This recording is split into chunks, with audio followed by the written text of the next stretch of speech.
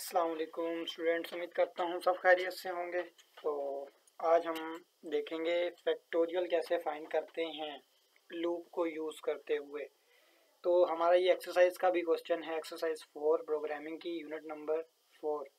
तो लेकिन ये बहुत ज़रूरी है कि आपको पहले फैक्टोरियल निकालना आना चाहिए, उसके बाद हम एक्सरसाइज पे भी आएंगे।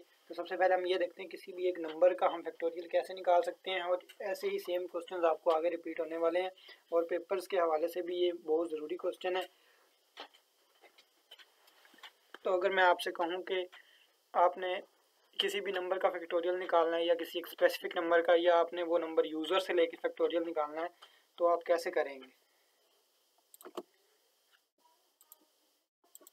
तो आपको इतना पता होना चाहिए कि फैक्टोरियल निकालने के लिए हमारे पास सबसे पहले लूप होती है, और लूप को चलाने के लिए हमारे पास आई या जे या कोई स्पेसिफिक वेरिएबल ज़रूरी है। अब हमने ये देखना है कि फैक्टोरियल में क्या होता है कि जिस नंबर का फैक्टोरियल हमने फाइंड करना है, उससे नीचे वाले सारे नंबर जो हैं वो उससे मल्टीप्लाई हो रहे होते हैं, और वो एंड में एक कंटेनर में स्टोर हो रहे होते हैं किसी वेरिएबल में। तो मैं यहाँ पे इंट आई लूप के लिए, अब आई की रेंज में मैं क्या रखूँगा, आई को मैं इनिशियलाइज करूँगा 1 से।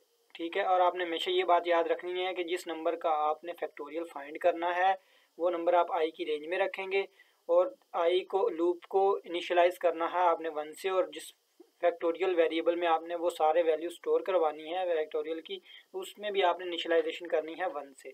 मैं आपको ये बताऊंगा क्यों।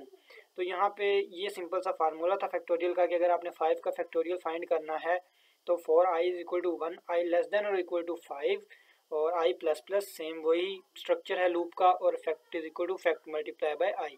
ठीक है, अब प्रिंट एफ करवा दूंगा यहाँ पे। जब ये सारी 5 की 5 वैल्यूज़ को मल्टीप्लाई करके फैक्टोरियल में स्टोर करवाएगा, और एक आंसर हमारे पास किस में पड़ा होगा, फैक्टोरियल में। तो मैं कहूँगा factorial of 5 is percentage D. ठीक है, तो वो उस फैक्ट वेरिएबल को मैं यहाँ पे प्रिंट एफ स्टेटमेंट में लिख दूंगा। तो ये कैसे काम करती है फैक्टोरियल, कैसे फाइंड करते हैं हम, और उसके मुताबिक हम लूप को कैसे रन करते हैं, एग्जीक्यूट करते हैं, लूप कैसे काम करती है, तो ये मैं आपको एक्सप्लेन करता हूँ। सबसे पहले मैं आपको इसको रन करके दिखा देता हूँ। तो यहाँ पे देखें कि मैंने ये प्रोग्राम लिखा, जब मैं इसको कंपाइल करता हूँ तो इसमें कोई एरर नहीं है। इसका मतलब हमने बिल्कुल ठीक लिखा है, हमारा सिंटेक्स भी ठीक है, और हमारी एग्जीक्यूशन करके देख लेते हैं। ये मैंने प्रोग्राम की एग्जीक्यूट फाइल को मैं एग्जीक्यूट करके देख लेता हूँ। तो जैसे ही मैं इसको एग्जीक्यूट करता हूँ तो हमारे पास आंसर आएगा 125 का। जो फैक्टोरियल होता है वो 120 होता है। तो देखिए इसने हमें बता दिया है कि फैक्टोरियल ऑफ 5 इज़ 120। अब ये 120 कैसे आया? फैक्टोरियल का एक सिंपल सा फार्मूला है कि फैक्टोरियल किसी भी नंबर का हमने लेना है तो क्या होगा, अगर 6 का फैक्टोरियल लेना है तो 1 तक 6 क्या करेगा, नीचे वाले सारे नंबर से मल्टीप्लाई होता रहेगा। अब वो मल्टीप्लाई कैसे होता है, जैसे कि मैंने 5 का आपको बताया कि 5 का फैक्टोरियल लिया है हमने, तो 5 factorial is equal to 5 multiply by 4 multiply by 3 multiply by 2 multiply by 1। ये सारा जो है 5 का फैक्टोरियल इस तरह निकालते हैं हम। तो यहाँ पे लूप क्या काम करती है, अब आप ये देखें कि आई की हमने रेंज क्या रखी है उसकी लूप की 5, क्योंकि हमने 5 तक का फैक्टोरियल फाइंड करना है। अब आई कहाँ से स्टार्ट हो रहा है, 1 से। ठीक है, तो अब ये फैक्टोरियल में इनिशियलाइज कर दिया हमने 1 से। हमने यहाँ पे 0 क्यों नहीं किया, या आई क्यों हमने 0 से स्टार्ट क्यों नहीं किया, क्योंकि ये मल्टीप्लिकेशन है। तो जब हम मल्टीप्लिकेशन करेंगे तो 0 से मल्टीप्लाई होने के बाद आंसर पूरा 0 हो जाता है, जिससे हमें एंड में भी 0 मिलेगा। तो इसलिए हमने क्या किया, लूप की रेंज में 5 रखा, हमें 5 का फैक्टोरियल चाहिए था, और लूप को हमने 1 से स्टार्ट किया, और जिस फैक्टोरियल वेरिएबल में हमने आंसर स्टोर करवाने हैं उसको भी हमने इनिशियलाइज कर दिया 1 से। अब आई स्टार्ट होता है 1 से, तो फैक्टोरियल में भी 1 है, तो 1 1 जार 1। अब फैक्टोरियल में 1 पड़ा हुआ है, लेकिन जब next time I plus plus होके आएगा तो 2 मल्टीप्लाई होगा 1 से, तो दोबारा 2 आ जाएगा फैक्टोरियल के अंदर। इसी तरह जब आई प्लस होके आएगा 3 हो जाएगा, और यहाँ पे फैक्टोरियल में हमारे पास पड़ा हुआ है 2, तो 3 2 जार 6 हो जाएगा, 6 फैक्टोरियल में स्टोर हो जाएगा। इसी तरह यहाँ पे जब आई हम प्लस 4 प्लस होगा तो प्लस प्लस 4, तो हमारे पास फैक्टोरियल में 6 पड़ा हुआ है, तो 6 4 जार 24 हो जाएगा। तो इस तरह करके फैक्टोरियल काम करता है। इसलिए हमने यहाँ पे क्या किया कि दोनों को इनिशियलाइज किया 1 से, ताकि हमारा आंसर 0 ना मिले हमें एंड में। तो यहाँ पे क्या होता है कि मल्टीप्लिकेशन वेरिएबल अगर हम किसी भी नंबर को 0 से मल्टीप्लाई करें तो हमें आंसर 0 देता है, और अगर हम आई या फैक्टोरियल में से किसी भी नंबर को 0 लिख लेते हैं, इनिशियलाइज कर देते हैं, तो एंड तक हमारा आंसर क्या होता रहेगा, 0 ही होता रहेगा, क्योंकि जो भी नंबर आएगा 0 उससे मल्टीप्लाई होगा और उसे भी 0 कर देगा। ठीक है, तो इसमें आपके लिए भी लेसन है कि अगर आप देखें कि कोई अगर बुरी सोबत का है तो आप उसके साथ रहते हैं तो वो आपको भी बुरा बना देगा। ठीक है, तो ज़ीरो बुरा तो नहीं होता, लेकिन ये है कि ज़ीरो के साथ जो भी आएगा ये इसको भी ज़ीरो कर देता है। तो यहाँ पे आपने ये देखना है कि फैक्टोरियल आई मल्टीप्लाई हुआ 1 2 3, आई दोबारा दोबारा इंक्रीमेंट होके आ रहा है, लेकिन फैक्टोरियल में पहले से ही ज़ीरो पड़ा होगा। अगर हमने इसको इनिशियलाइज़ किया ज़ीरो से तो वो क्या होगा, वो सारे नंबर को ज़ीरो कर देगा। इसी तरह हम अगर आई को ज़ीरो करते हैं तो आई ज़ीरो की जगह पे फैक्टोरियल से मल्टीप्लाई होगा। फैक्टोरियल में 1 है तो 0 1 ज़र 0, अब फैक्टोरियल में 0 है तो आई बेशक बाद में प्लस प्लस होता रहेगा, लेकिन क्या होगा, फैक्टोरियल में जो वैल्यू 0 पड़ी होगी वो मल्टीप्लाई होकर उसे भी 0 कर देगी। तो हमने यहाँ पे क्या करना है, print F factorial of 5 is percentage D.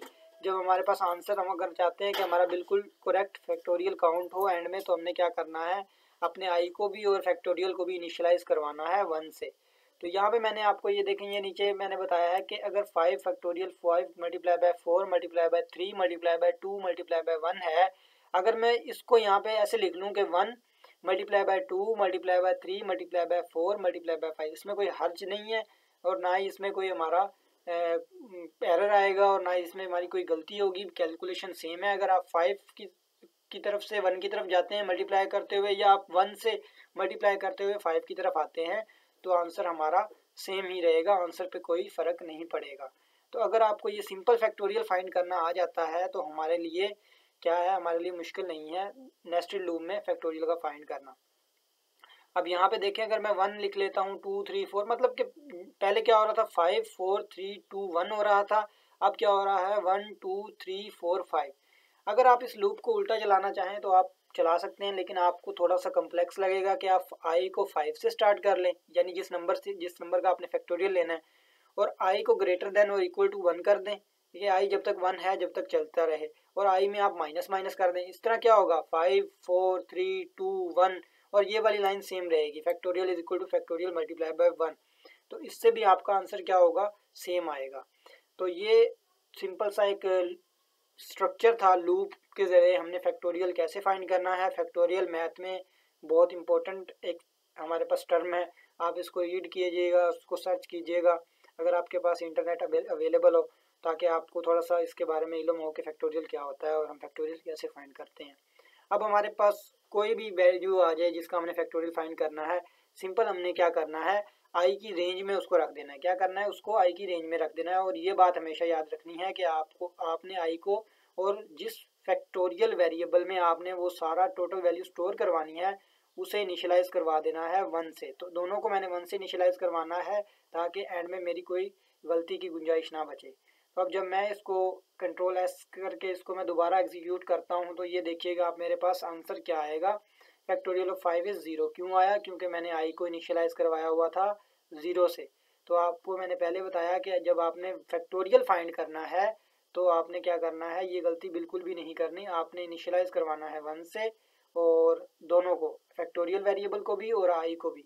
आई हम लूप्स के लिए यूज़ करते हैं और फैक्टोरियल वेरिएबल वो कंटेनर है जिसमें टोटल फैक्टोरियल की वैल्यू स्टोर होगी। तो यहाँ पे देखें मैंने दोबारा इसको सेट कर दिया है। अगर अब मैं 6 का फैक्टोरियल लेना चाहता हूँ, यानी मैंने 6 को रेंज में रखा, तो इसका मेरे पास आ जाएगा 720। तो 720 कैसे आएगा, आप 6 5 4 3 2 1 इन सबको मल्टीप्लाई करें तो आपके पास आ जाएगा 720। लेकिन यहाँ पे आप देखेंगे फैक्टोरियल ऑफ 5 क्यों दे रहा है, क्योंकि हमने 5 लिखा हुआ है स्ट्रिंग के अंदर, डबल कोट्स के अंदर हम लिखेंगे 6, क्योंकि हम 6 का फैक्टोरियल ले रहे हैं। तो इसी तरह अगर मैं चाहूँ कि मैं यूज़र से कोई स्पेसिफिक नंबर लूँ और उसका फैक्टोरियल फाइंड करूँ, तो वो कैसे करूँगा, तो वो भी एक इम्पॉर्टेंट क्वेश्चन है, वो भी मैं आपको नेक्स्ट वीडियो में क्लियर करवाऊँगा। लेकिन उससे पहले आपको ये आना चाहिए कि कोई नंबर जब हम रैंडम नंबर अपनी तरफ से दें तो उसका फैक्टोरियल हम कैसे फाइंड करेंगे, वो मैंने आपको तरीका बता दिया है। अगर आपको इसमें किसी किस्म की कन्फ्यूजन हो तो आप बिला झिझक, विदाउट एनी हेजिटेशन मुझसे पूछ सकते हैं कमेंट सेक्शन में। कमेंट्स करेंगे ताकि मैं आपको वो क्लियर करूं और आप इसको अच्छी तरह अंडरस्टैंड कर लें। अगर आपको कुछ ना समझ आए तो आप ज़रूर इसको, अगर आपको समझ आ गई है तो आप इसको अपने दोस्तों के साथ शेयर कीजिएगा। Thank you.